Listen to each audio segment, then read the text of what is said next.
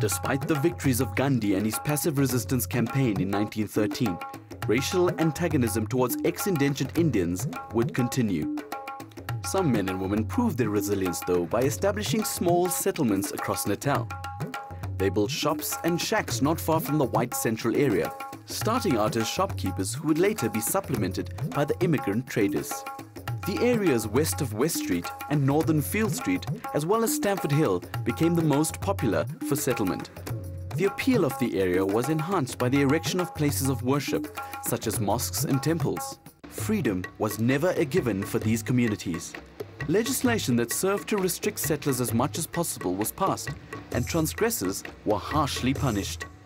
However, Indians continued their acquisition of property, creeping closer and closer into the formerly white areas as they attempted to move nearer to their places of work in the central area.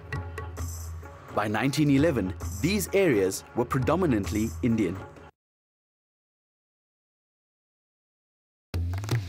One of the areas that became as well known as any among the settled community in Natal was an area in Durban that would be home to easily one of the most important sports grounds in South African history, Curries Fountain.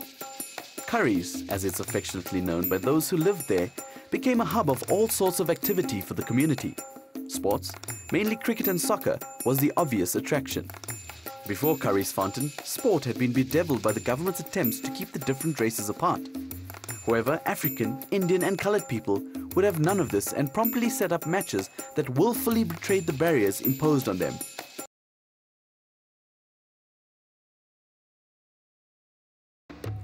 It was, however, in between these great sporting duels that Curries Fountain served what arguably would be a greater purpose.